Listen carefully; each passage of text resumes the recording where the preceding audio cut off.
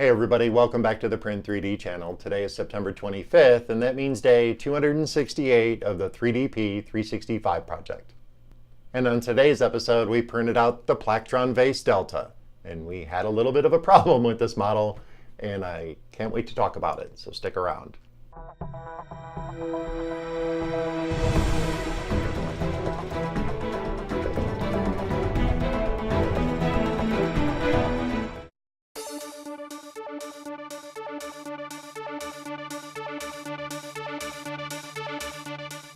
Hey everybody, welcome back, and thank you for joining me here for day 268 of the 3DP 365 project. On today's episode, it's this PLActron Vase Delta and the problems we had with this print. And as you can see, there is all kinds of puckering and all kinds of just problems. I mean, it's kind of a weird fail. I really don't know how to describe it, and I don't really know what's wrong. I mean, there's successful prints up on Thingiverse of this model, but there's also some comments in the comments section for the Thingiverse post that people had issues slicing this in Simplify 3D.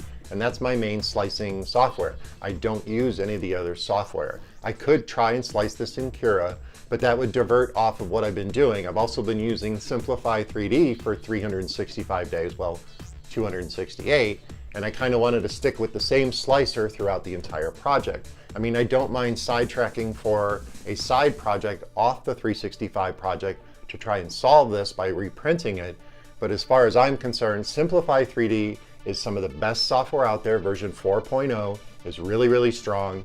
So if you're having problems slicing a model and you run it through your usual mesh repair software or whatever you do to try and fix the model, and you still have a bad print or issues with the model, in Simplify 3D, you have to push back on the model. I'm sorry, I have to say that because I think it's true, especially in this case where you really don't see all these geometry errors. I mean, you do see something in Simplify 3D, but this successfully printed to the top.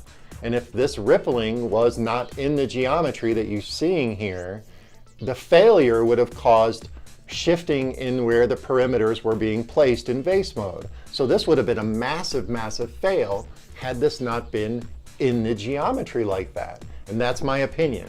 Now, I haven't been modeling for as long as a lot of other people. I'm also not an industrial designer or a production designer. I'm a motion graphic artist. I use polygons for what they are. I don't really look at them and examine them and make sure they're perfect. I texturize them and make them look cool. So when I do my modeling, I don't know that much about the actual structure of the polygons and the geometry and the math that goes with it. But when I see something that's been printed successfully by other people using similar software, slicing software, using similar algorithms to slice, I mean, it's X, Y, and Z. How difficult can it be? And Simplify 3D is the leader in slicing software, even though it's got a hefty price tag. When I see people have successful prints, and then I get a print that looks like this, where it's all rippled, and there's actually parts, now this could be the angle or whatever. I did print this pretty slow, and we're gonna head over to Simplify 3D here real quick and just go over my basic settings, and I'll show you the other prints and etc. But there's some rippling going on right there. It didn't really adhere. It kind of went off the reservation, as I like to say, in that angle there. And it's consistent in the same spot on all three sides, because obviously this has been designed as sort of a parametric style, where there's a single shape that's been twisted and extruded and expanded. And this is actually a really, really cool design. This is the PLActron Vase Delta, and it's designed after an old school guitar pick shape, which is that shape there. And I really love this vase. I mean, it's been sitting in my collection of things to print forever since the model was released. Can't tell you offhand when it was released, but I've been wanting to print this, and even my wife has it in a collection. A lot of people have printed it. There's a single remix by a very reliable modeler that I may print just to see if that remix fixed it. And of course, I did not run this through any of the mesh repair software, because in my opinion, this is my opinion, that when you post something up on the STL sites for printing, it should be repaired and ready to print. You shouldn't post things that have problems with them or could cause problems for other people's printers. which could mean you may have to invest in a piece of software that costs $149 just to test it to make sure it works in the most popular slicing software. Now I know Cura and a lot of the other softwares are very, very popular, especially Slicer or Slice 3R or whatever it's called, Slick 3R, or I say Slicer because that's what it looks like to me. And even the Joseph Prusa version, because a lot of people have the Mark II and the new Mark III that just came out, or are getting the Mark III, I should say, and they rely on Slicer or Slick 3R or whatever you want to call it. So all those other softwares may have sliced this perfectly. Simplify 3D had some issues with it that I could see after the print, but once it printed out, this is the result. Now I've printed other things on extreme angles before, and you guys have seen them on this channel. So I didn't think that this was that challenging. In fact, this is pretty basic. I think I've actually designed bases that have these same angles on it. So I didn't think it was going to be that difficult. Now I don't know if it's just the girth or if it's geometry or what have you. But let's head over to the computer and let's go over what I found after I printed this by looking at the comments, the other prints, and the issues I saw in Simplify 3D. And then we'll return back here and we'll kind of wrap this print up and we'll finish up for the day. Okay, so here we are at Thingiverse. Here is the PLActron Vase Delta, and I'll put the link in the description so you guys can download and print this yourself. So let's talk about the model first from appearances only and what you should look for when you're looking to print models posted up on the STL sites. The first thing you should probably do is check out the comment section. A lot of times if people have had issues with the model, they will list them here.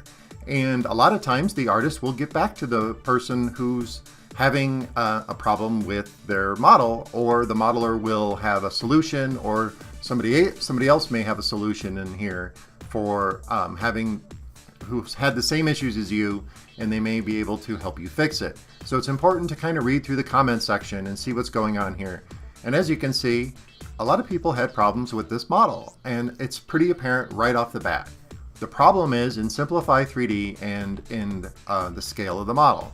And again, if we go through the made section, which is usually the next section I will be looking at when I go to pick out a model, is how the prints look for the made under the makes. So if we go here, I've opened up a bunch of windows here at the top, and if we look at some of these models, you can see that people have had success. Now this is on a Taz. I can clearly see that this is on a Taz printer, and it's got a big honking nozzle on there, but you can see in this area, it looks like there were some problems there. And I don't see the rippling that we see on our vase, so let's go to the next one. Here you can see some resonant waving, and I don't think that has anything to do with the model. But this again looks like a smaller print with a big nozzle, and the quality's not so great. This print looks pretty great, but I see more than one perimeter here, or maybe I'm wrong. But also showing it at this one angle, there are no other photos here. It kind of gives you the illusion that, yeah, this turned out awesome, but I see a little bit of something going on this edge here. If we look at this model, you can see right there at the bottom here on this green print that there's something going on with their print too. And they printed theirs in vase mode, and it looks like a little bit small because I'm looking at stuff for scale around in the photo here. And this is done on a Delta printer. And then this is another telltale sign too. I can see it here in these clear prints. And again, these are pretty small, so I'm seeing a lot of little issues going on. And if we cycle through this guy's post, or this model, or this printer's post, you can see that some of the prints turned out really good. If we go back, well, here again, here's that problem again with that little area. And I don't know if it's the same. I don't know if a lot of people weren't listing what slicing software they're using. So anyway, let's move on. Here's on what looks like a Prusa printer, or possibly a Prusa clone, or something to that effect. And I see a little bit of it here, little problem here down in the bottom around the same area we did. And it looks like he didn't print the highest resolution, or maybe did, but I'm seeing a lot of problems with the smoothness. And then of course, this is the remix. And I only see one make on here, and it's actually by the gentleman who remixed it. This is Montague Flange. I guess I'm saying that right. And here's a print, and if we take a look, and let's blow this up, it looks pretty good. So, but I see some banding going on up in here, so I don't know if this is a soft focus photo and we're not seeing the whole model or not. But either way, if we go back to the main page, we have a remix, which we just looked at, which is the guitar pick vase remixed as that. And it was remixed for the reason for making it to the right scale, because that's a lot of That's a lot of the problems people have been having with this model, is the scale of the model. And there are some details down here. If you look down here at the bottom, there are a few different configurations showing it sliced in Cura. And most people, in my opinion, use Simplify3D because it's the most common software around for slicing models. Now, Cura is free and a lot of the other ones are free, so people will use them. But Simplify3D is the leader, in my opinion, of slicing software. So if it has problems in that software, then it probably isn't going to work really good in some other ones. But either way, there are notes here on how to print it, and there's different files to use. Now, we used vase mode, and we used a, we can't do any, this is a shell thickness of 0.8. So that tells me that he probably has a 0.8 millimeter nozzle on his printer, which is also going to make this look a lot better and increase less chances of failure in this area and give you a nice smooth print. And of course, there's no close-up of the model to see if we can see if there was any problems. So either way, that's what, here's the Thingiverse page. Those are the remix file that I was telling you about.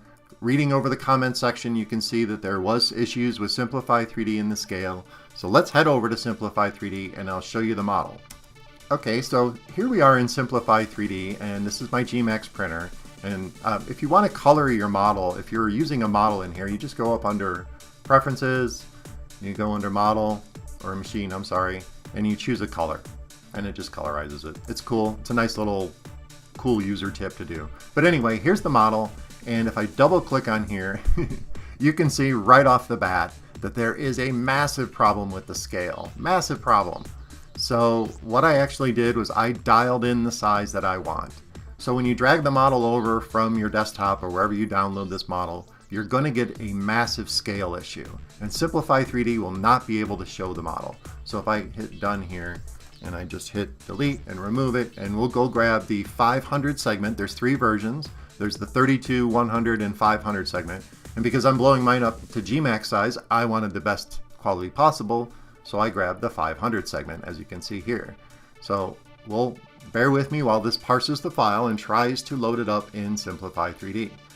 Cannot auto-arrange, largest part exceeds build dimensions. So if you double click here in your model list, you can bring it up the specifications for scale, position, and rotation, and you can see that this thing is just huge. It's not ready for 3D printing. That's my opinion right off the bat. So you actually have to literally dial in what size you want and then hit center and arrange, and the model will show up. Now, let's undo that and let's go back to my model that's already been pre-sliced. I'm going to go ahead and hit save because this is my factory file. And let's go ahead and slice the model. And I'll show you what I saw in Simplify3D after I printed it. Now right off the bat, if we come in here and bear with me on this resolution, you can see striations right there. There's lines here from the polygons, okay? So that was the first problem I noticed. The second problem I noticed, let's see if I can get this to work again here on camera, is you can actually see through the model in some points and see through to the other side. Now I've seen that happen before with certain angles because it's just such a steep angle and it just can't print that. But if we zoom in on those areas that had the problems on our print, go all the way in here, and bear with me guys, you can see it's pretty smooth in the dimension or in the layer lines. Everything looks pretty good, and I'm going to zoom out here a little bit. But you can see some waviness, and it's just barely visible, and I think it's the polygons as it makes this turn in the model. So there are some issues with this model in Simplify3D, mostly with scale. And I'm not sure if scale is going to affect the rest of the print, because in my opinion, if there's a problem with the scale, that means the polygons have been shrunk down, and that may cause compression of the polygons when you're scaling it down to that size. And if you recall, double click, we're at 0.18 scale of the original size. So every single polygon that's in here, the 500 segment model, all those polygons have been scaled down to a 1/10 maybe or 1/100th of their original size. So I just think Simplify3D couldn't slice this model properly, even though when we hit prepare to print and slice it, we're not seeing any of that puckering or waving going on here. So I'm just not sure. I think it's the model, I think it's the scale, I think it's the angle. There's a lot of factors here. So let's head over back to the workbench and let's kind of wrap it up for this print. So as you can see, some people have had successful prints and some people have had prints that you can clearly see that there's some sort of failure going on. There's also some prints up there of very smaller models than this that have actual perimeter thickness, so they've been printed with perimeters, not in vase mode. So that could solve the issue. I know that some of the other models I printed in the past, some of the solutions that we've come up with was adding more perimeters and getting out of vase mode, and that'll fix it. Of course, that's going to use a lot more PLA, and for something this big, it's going to double or triple the print time, and this was already 8 hours. We also saw over in the comment section that there were a lot of people that were complaining about having issues with this in Simplify3D. And as you saw when we dragged in the model, it came in so big, Simplify3D couldn't even center in a range. And we had to literally dial in the size we wanted for the model. And once it was in and sliced, you saw that there was some sort of issue going on where you could see through the model in some parts. And then there was that weird speckling weirdness that was going on the surface of the geometry of the little lines of PLA, or the lines of layers in Simplify3D, where it should be straight. There seem to be random specks everywhere, and you guys saw that, and it seems to be in this vicinity. So, in my opinion, this model would probably print successfully if a little bit more care was taken to the model and it was actually looked at in all the slicing software and then repaired. So that's what I'm going to do. I'm probably going to run this through a mesh repair software of my choice, of whatever one I think is going to work the best. I'll probably even open this up in Fusion 360 and take a gander at it just to see what the mesh looks like. And I'll probably reprint the remix, which I showed you guys is from a very reliable modeler who actually reposts files that disappear from Thingiverse, like the Tree Frog, which you saw in my Repcord filament review, which you can watch right here, plug. And we are going to see if we can get this base to print. Now, this will probably not be tomorrow's episode. I haven't decided yet, because we did do the cheeky monkey over 3 days, and I kind of just dragged that out a little bit. I probably could have solved that in 1 day, but I did it in 3. But anyway, I wanted to get a perfect print, and it's a long print, and I wanted to make sure it worked good, so that's why that happened. So I don't know if I want to go through another 8-hour print. I could do like I did before for that really cool abstract twist vase, which you can watch that video here, plug, where I print out a small version and then print a large version before I go off and waste 8 hours of print time like I did on this. But I actually don't think this is a waste. This is a teaching tool. This will teach us more about Simplify3D. This will teach us more about the way models are constructed. And it also teaches us to take a look at the model a little bit more carefully, read over the comments section and see if other users have had issues with the model, and if the modeler has updated the model as they may have said they might do, or if they didn't, and see if there's a remix available that might explain, hey, I had some problems printing this model. I remixed it so you guys could easily use it in a different slicing software or at the right height, like the model that we saw was the one and only single remix, which I thought was pretty cool that only one person remixed it, which meant that I think a lot of people had a lot of problems with this model that used Simplify3D. So it didn't really gain as much popularity, even though it is really, really cool. This is one of my favorite models. I'm really sorry that, I hope I'm not bashing you, modeler who designed this. I'm just saying that this is one of those instances where you see something really cool on one of the STL sites, you go and queue it up, you don't see any issues right off the bat, you're too excited to really read the comments or make sure that anything's good with it, and you just go print it. And then 8 hours later, you get this weird looking piece of bubble gum that kind of looks like a vase. So it's just a word of caution. It's a teaching tool. This is a cool vase. I really love it. I'm definitely going to try and fix it and repair it, but it probably won't be part of the 365 project. Thanks for sticking around and bearing with me while I rant and talk about how I think that this was a problem. I really appreciate you guys. You guys have brought my subscriber rate to over 2,500 subscribers in the last couple of months, which is awesome. Thank you guys so much. That about wraps it up for day 268 with this PLActron Vase Delta. Please remember to subscribe to the channel. If you're looking for ways to support the channel, check out the affiliate links down in the description. There's ones for Matterhackers, Amazon, and GearBest. If you make a purchase through those affiliate links, it kicks a little bit back to the channel and it doesn't cost you a penny, and I really appreciate it. And of course, don't forget to subscribe to the channel, comment, like, and share those videos, and I'll see you guys tomorrow. I really wanted this one to print out perfectly. It's an old school guitar pick. It's one of my favorite models. But of course now it just looks like a big piece of bubble gum.